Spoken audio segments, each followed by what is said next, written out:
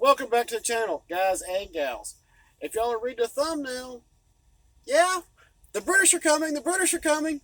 We are talking about the Hymek Class 35 British Rail diesel locomotive.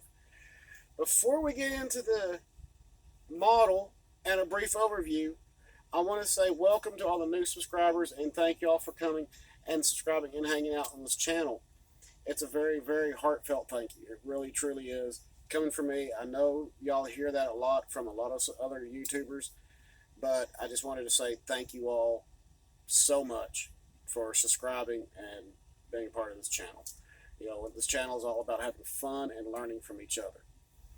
And that's one of the biggest things that I enjoy doing. And y'all are what keeps me coming back, making more content, and continuously keep doing things to help improve not only what I'm doing, but maybe help improve y'all, and y'all can also help me improve at the same time.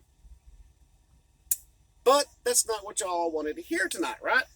So let's get into a little bit of history about the model.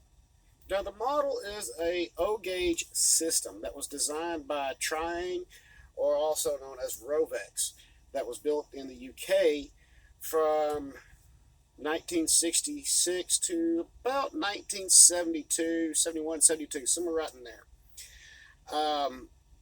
It was a system that seemed to be very, very nice. There was not a whole lot of dealers over here in the US for this system, and that's very unfortunate because these are some very beautiful models.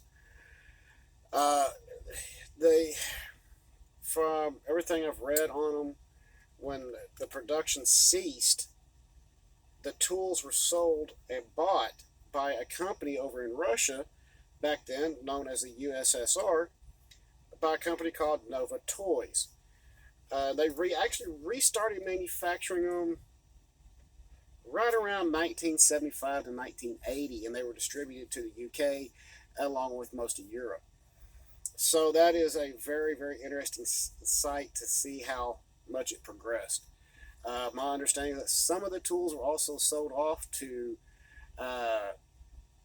Lima, O-Skill, also known as, or some people might say Lima, depends on what part of the world you're standing in is how you're going to say it, and they produce some very nice stuff. I like the Lima coaches and stuff, they're nice. But going on with that, you know, the big train, they really produced a lot of different stuff, not just one particular style of hymek, but they also produced another one. They had a blue and white and a yellow, gray, and red one, which was supposed to mimic UP colors, and they also had coaches in blue and white and in UP colors. As they were trying to see, they were trying to somewhat break into the American market. They made some four-wheel bobber cabooses. I've seen a couple of them on eBay, and very, very nice. You know, of course, it is a cheap plastic. There's not a lot of details to it. But if you wanted to do something like that, it's a great way to start. You know, they had side dump hoppers. They had wagons. They had gondolas, coaches. Oh, sorry, a boxcar. They had other track accessories. They all had two-rail track that was red for whatever reason. Why they went with red track, but they did. But hey, it worked. The switches, they had automatic switch machines where the locomotive would come up, hit a switch on the side of the locomotive, and put it in reverse. The whole tri-ang system was designed to be rugged, so that if you had young ones that wanted to get out and play with the trains, they could. We didn't have to worry about getting your own, you know, high dollar models destroyed. And there's people would also take these outside and run them. In fact, they still do over there in Britain today.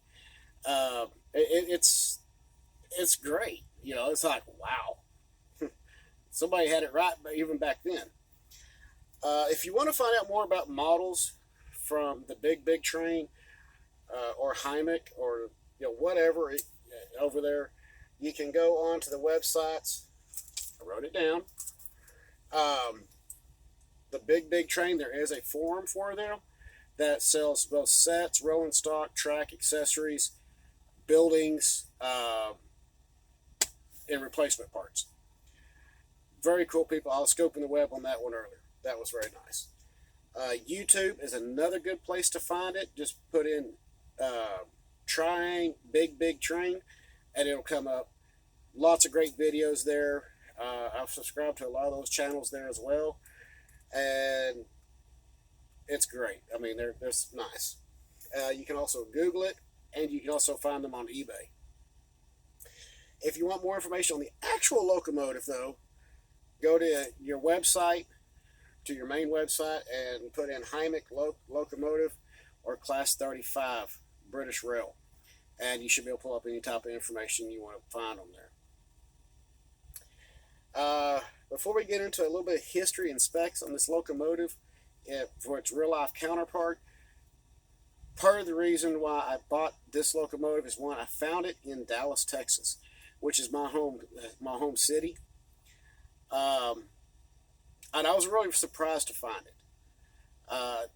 Growing up, I was right around about my son's age, 7, 8 years old, and one of the kids in my class, his family, gave me one of these sets with the 2 coaches and the track.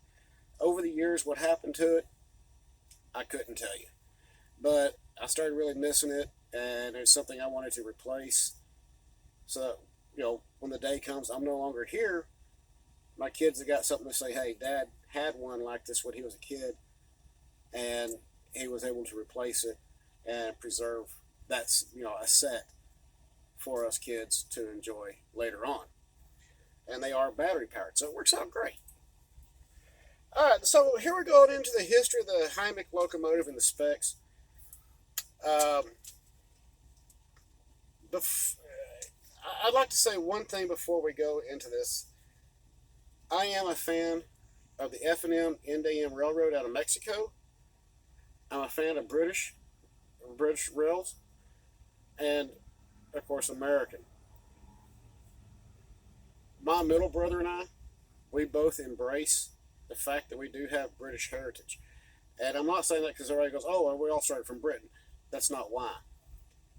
In my dad's side of the family, we have a great aunt that is from Liverpool, and we do embrace the fact of the British stuff. So that's part of the reason what led to another part of this, why I got this, was to help embrace that part of it. But there's a future plan for that. We'll get into that here shortly. History of the hymek and its specs. It's a very, not really complicated, but in some ways it's almost iconic in one way, because this was during a time when Britain was really starting to modernize. They were starting to bring in diesels. They were getting rid of steam. And so this locomotive kind of really fit the bill at the time. It was a British Rail Class 35 mixed traffic design, which means it could be used for passenger or freight work. It was a BB style diesel locomotive with hydraulic transmission. That plays a big part here, just a little bit. The locomotive, or the transmission, was a Micro, am I saying that right? Or a Micro design hydraulic transmission. I may be saying that wrong. If I am, please forgive me. The builder of the locomotive was Beyer Peacock, and they put in parentheses Hymek Ltd. Pretty cool to see that name pop up. Beyer Peacock. I don't know if there's any, simulation there or whatever, but it was there. The dates they were produced was from 1961 to 1964. So that follows right into where I like to model, because I don't like to go too much into the 80s. From that time period, from 1961 to 1964, they built a total of 101. This is the funny part. Their locomotives were numbered from D7000 to D7100. Forgive me for looking at these numbers kind of weird, but if there's 101 built, well, the number's only showing 100. Was there a 7101 somewhere? I don't Just asking. They were withdrawn from service in 1971 until 1975, which means they were phasing them out. With all the research I've done, there is only 4 left in preservation, and one of them I know is definitely running because I've seen the video on it from its first fire up after restoration, and I've also seen it running in the video on the Preservation Railroad there in Britain. If you're a rail fan and you're over there in Britain, go check it out. I'd like to see some more videos of it running. But anyways, moving on. With a brief overview, I didn't go through all the specs on this, but I just wanted to get kind of a brief overview of it. So bear with me for just a second. The length of the locomotive was 51 foot, 8.5 inches, or 15.761 meters. This was not a big diesel. At 51 foot, 8 inches. My flatbed trailer that I pull is a 53 foot. That locomotive could fit on top of my flatbed and still have room. That's kind of cool. Width was 8 foot, 10 inches, or 2.69 meters. My trailer's wider than the locomotive. That's kind of cool too. I can still fit it right on my trailer. Its height was 12 foot, 10 inches, or 3.91 meters. By the way, that 8 foot, 10 inches wide would be 2.69 meters in width. Even at the height, at 12 foot, that'd be an oversized load. I'd be happy as all get out. Y'all can put that locomotive right there in the back of my trailer. We're good. The locomotive weight was 75 long tons. I'd have to have an oversized permit. That's quite a heavy locomotive for back then, for being designed as a light and medium duty locomotive. That's pretty impressive. Fuel capacity was 800 imperial gallons, or 3,600 liters, or 960 U.S. gallons. That's not a big fuel tank, but you know, that's still decent for what they had it doing. That's really good, really, for what it was designed for. The prime mover is a Bristol Siddeley Maybach MD810. I really don't have a whole lot of information on that motor, so I can't tell you a lot about it. The train heating system was steam. In case y'all want, I'm looking at the model right now going, where the hell you can fit a steam generator at? Fit it in there somewhere. The train braking system was all vacuum. Not bad for 1961. They were stepping it up, weren't they? Max speed, 90 miles per hour, or 145 kilomiles an hour. I'm going to say this. That is actually impressive for the year it was made, and in Britain just coming into the diesel era. I mean, they had started coming into it, but to really actually actively get into it and get that, that's very, very impressive. That's really cool at 90 miles per hour. I'm sure there was faster trains out there around the world. But still, 1961, and they were getting that out of a medium to light duty locomotive. That's impressive. Power output was 1,700 bhp, or 1,270 kilowatts at 1,500 RPM. That's reasonable.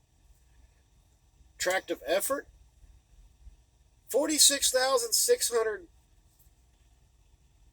tractive effort, or 207 kilonewtons. Again, going back to a light to medium heavy duty locomotive, that's pretty damn impressive. I don't care what you say.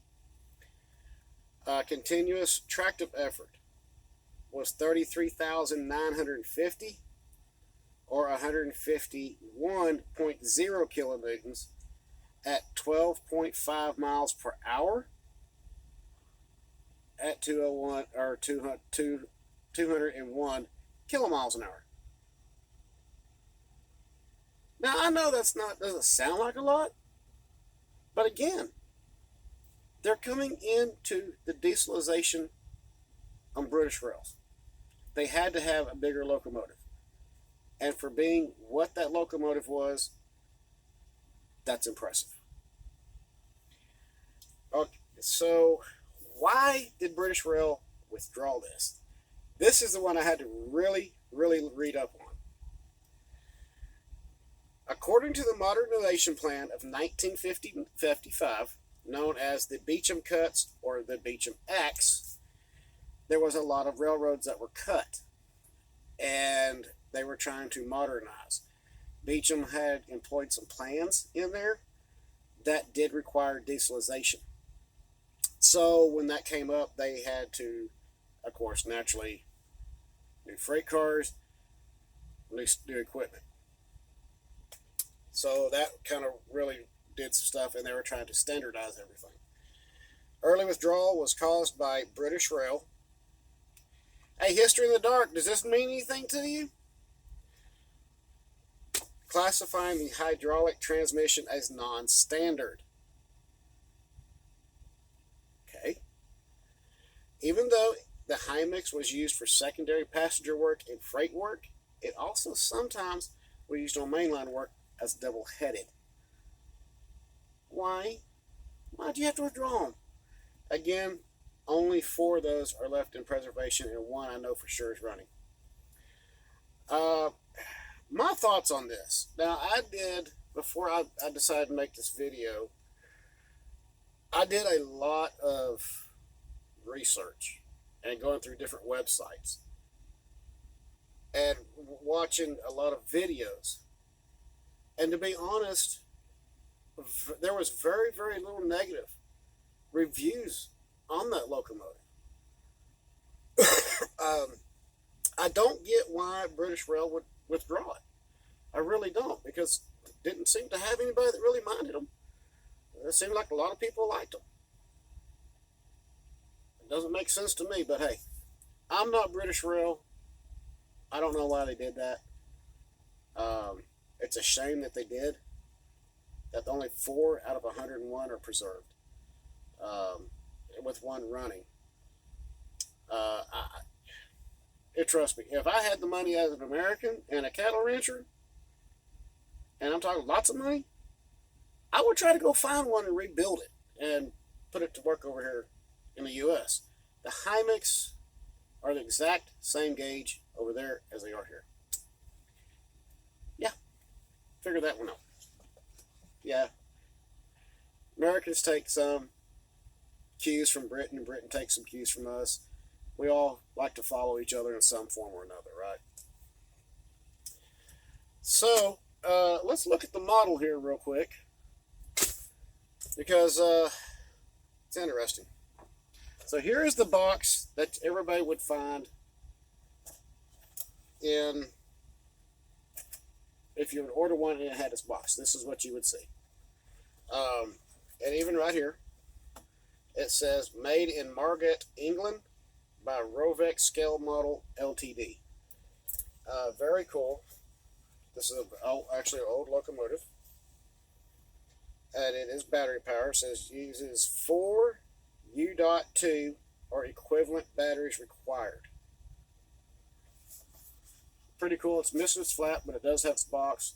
Just doesn't have its insert that goes in here to protect the locomotive. So I have to wind up wrapping the locomotive up. Let's see the locomotive. And here is the locomotive. This is a hymek class 35 diesel locomotive called the Blue Flyer. This is the one I was telling you about that they have in both blue and white and a yellow, red, and gray to mimic UP colors. Again, this goes back to that I bought this to replace what I had as a kid. I do plan on getting a few more of these to go in my roster. This one is got some plans for it. Excuse me. So let's take a look at something here. It's got some numbering up here. I don't know how well y'all can see that, but it's got the little uh, whatever you call it, push bumpers, whatever. Very, very cool. It's got a sticker on the front that says 3D 95. Um, it's just got a single motor right back here. There's nothing right here. This is all open. There's no details on the inside. No glass. Fake horns up here. Fake, fan. No exhaust port. Oh, well, there it is. There's the exhaust port. And it's got two little switches. One on each side. And this was also going about the switch stand that you can buy, that as the train was running, it'd come up and hit that switch and hit it, and it'd go in reverse. Which I thought was very, very cool that, Tri-ang would do that. It's got a fuel tank right here. Now, there is a guy on eBay I found over in the UK that is making interior and glass for these. And the bumpers right here, he's got some upgraded kits along with upgraded bogies. Detail parts such as the fan, the smoke output, the horns. He's got all types of stuff. So yes, I am going to be ordering the detail kits for this one. I'll need to measure this out to make sure it is of proper length, because I found that the bogies on this, don't know how well you can see it, look more like a Lionel or an MTH switcher, NW2 switcher bogies. So what I'm going to look at trying to do is convert this one from this 2-rail plastic to either pull more or DC can motors in both ends with a soundboard and extra weight in here.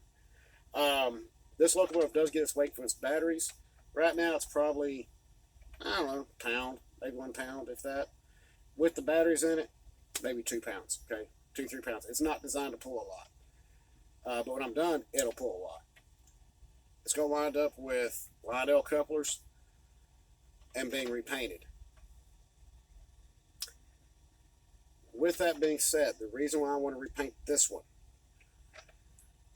is embracing my part of English heritage. Queen Elizabeth was a very iconic queen. She was the longest running monarchy. She had a smile that would melt your heart. She loved Britain. She loved her people. Was she perfect? No. Did everybody like her? No. But they respected her. And she was a very iconic person around the world. And as I grew up, seeing her a lot on TV, hey, my British heritage came out. I truly cared for Queen Elizabeth. And when she passed, yes, I cried. I'm not going to lie. I did. And I hope that as King Charles has got in there and doing his part, that people will extend the same courtesy to him as they did his mother. And hopefully he can fill those shoes that she did for so many years. So anyways, I'm going to find a different color blue to put on here. Paint the top kind of a grayish color. Put the snow plows on it. And I've talked to a friend of mine who's going to make me a brass plaque that I'm either going to put up here in the front or on the side right here. But I definitely want to get somebody to print me off a decal that's clear coat safe of Queen Elizabeth. And it's going to get the plaque either on the front or the side. And the locomotive will be known as Queen Elizabeth on the King Kepner Ranch Railroad. Again, that's just showing my English heritage and my pride that I have for Britain as well. And Britain has a very long history. And as I get more hymeks, I would like to do one for King Charles too. Just to extend the same courtesy, Just me. Right now, I'm just like a kid in a candy store. I'm looking at this locomotive and I just can't believe it. I mean, I found one in Dallas, Texas, and I'm still waiting on a package to come through customs. Hey, it's what it is, you know. But yeah, and there's other future plans. And like I said, there's going to be 3 or 4 locomotives coming to the channel this year. Um, some more rolling stock that's going to be getting fixed, and they'll be on the channel as well. And